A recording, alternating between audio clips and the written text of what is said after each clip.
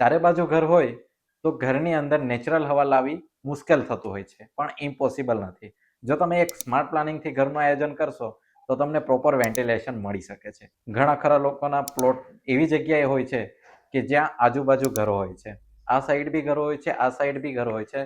તો એવી સિચ્યુએશનમાં સફોકેશન ખૂબ જ પ્રમાણમાં થતું હોય છે અને એનું સોલ્યુશન શું છે?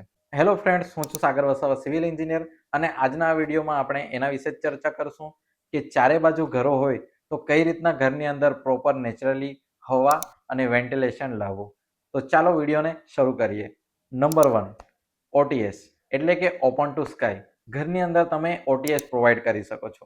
જ્યારે પણ તમારે ઘરને આજુબાજુ ચારે બાજુ ઘરો હોય તો એ સિચ્યુએશનમાં ઘરના સેન્ટરમાં તમે એક ઓટીએસ પ્રોવાઈડ કરી શકો છો, જેથી કરીને તમને જે પણ તમારું ટોયલેટ છે, બાથરૂમ છે, બેડરૂમ છે, કિચન છે, એને પ્રોપર વેન્ટિલેશન મળી શકે. Number 2, front end back cross ventilation એટલે કે જે પણ તમારો દરવાજા છે, વિન્ડો છે, એ ફ્રન્ટની આગળ જ્યાં તમારું ખુલ્લું છે તો એની એક્ઝેક્ટ સામે તમારે વિન્ડો કે ડોર રાખવો જોઈએ, જેથી કરીને જે પણ વેન્ટિલેશન છે એ તમારું ત્યાંથી ક્રોસ વેન્ટિલેશન થશે. નંબર 3, સ્કાયલાઇટ યા તો ઓપન ટેરેસ. આ વસ્તુ તમે તમારા ઘરની અંદર પ્રોવાઈડ કરી શકો છો. અને આ વસ્તુ ક્યાં તમે એપ્લાય કરી શકો છો? જે પણ તમારી સ્ટેર છે, જ્યાં તમારો દાદર આવે છે, એ દાદરના સ્લેબની અંદર તમે આપી શકો છો. એમાંથી તમને નેચરલ લાઇટ, પ્રોપર સનલાઇટ તમને ઘરની અંદર મળી શકે છે અને નેચરલ તમને હવા પણ ત્યાંથી મળી શકે છે. અને આજની ડેટમાં જોવા જઈએ તો આ વસ્તુ ઘણું ટ્રેન્ડિંગમાં પણ ચાલે છે અને ખૂબ યુનિક પણ લાગે છે.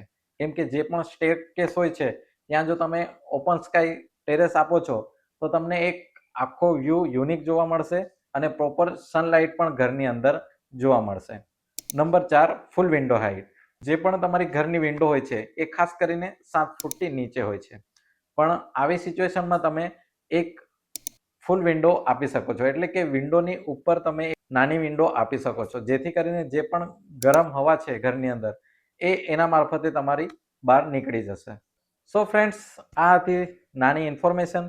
જો તમારું ચારે બાજુ ઘર હોય તો એમાં વેન્ટિલેશન કઈ રીતના લાવવું. જો વિડીયો તમને હેલ્પફુલ લાગ્યો હોય તો વિડીયોને લાઇક, શેર, સબસ્ક્રાઇબ જરૂર કરજો. મળતા રહેશું આવા જ અવનવા કન્સ્ટ્રક્શન ટિપ્સ સાથે.